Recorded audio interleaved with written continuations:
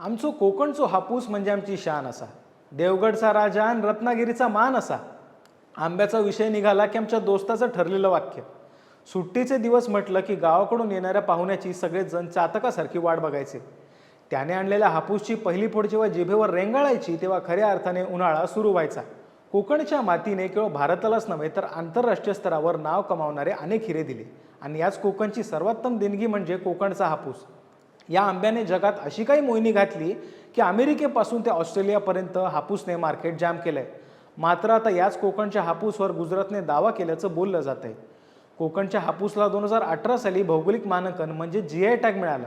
मग या दाव्यामागचं नेमकं तथ्य काय आहे? हापूस उत्पादक व विक्रेते संघाने यामध्ये काय भूमिका घेतली आहे? यामुळे हापूसच्या आर्थिक सुरक्षेवर काय परिणाम होणार आहे? जाणून घेऊया आज या व्हिडिओच्या माध्यमातून. नमस्कार, मी मुकुल आव्हाड आणि कॅमेरावर आहे सेजल जाधव. मायम टीव्हीमध्ये आपलं स्वागत. कोकणच्या हापूसला 2018 मध्ये भौगोलिक मानांकन मिळालं. आता भौगोलिक मानांकन नेमकं काय आहे हे आधी समजून घेऊया. एका विशिष्ट भौगोलिक ठिकाणी व परिसरामध्ये उत्पादित होणाऱ्या शेतमालाला किंवा वस्तूला एक नाव आणि चिन्ह दिलं जातं. यावरून त्या उत्पादनाची अस्सल ओळख जपली जाते. त्या उत्पादनातील बोगस मालावर यामुळे आळा बसतो, ज्यामुळे संबंधित मालाची गुणवत्ता टिकून राहते. मध्यंतरी कोल्हापुरी चपलेवर अशाच एका कंपनीने वाद निर्माण केला होता. जागतिक बाजारपेठेमध्ये या गोष्टीला विशेष महत्त्व आहे. भौगोलिक क्षेत्राशी निगडीत शेतमालाची गुणवत्ता, सातत्य व गुणधर्म यामुळे टिकून राहतो. आता याच हापूसवर दावा कधी व कुणाकडून केला जातोय हे सुद्धा समजून घेऊया.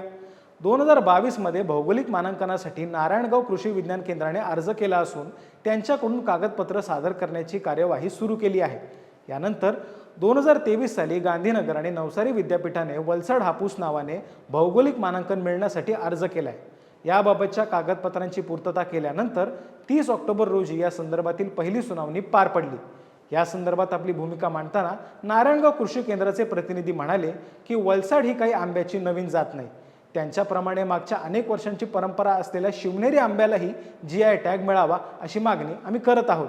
जर सगळ्यांना GI टॅग मिळाला तर सर्वांना त्याचा फायदा होईल.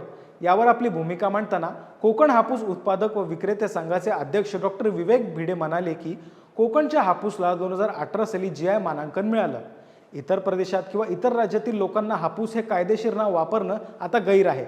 आपल्या हापूस आंब्याची असंख्य लागवड मालावी देशात करण्यात आली. 2015 मध्ये मालावी हापूस म्हणून आपल्याकडे आंबा येत होता. मात्र 2018 नंतर मालावी मँगोज या नावाने त्यांनी विक्री केली. हे संरक्षण आम्हाला अबाधित हवं आहे अशी आमची भूमिका आहे.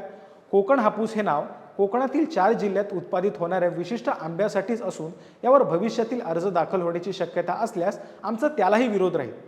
कोकणातील हापूस म्हणजे शेतकऱ्यांसाठी महत्त्वाचा आर्थिक स्रोत आहे. अशातच इतर भागामध्ये उत्पादित होणाऱ्या आंब्यांची भेसळ यामध्ये होते, ज्यातून शेतकऱ्यांचं मोठ्या प्रमाणात नुकसान होतं.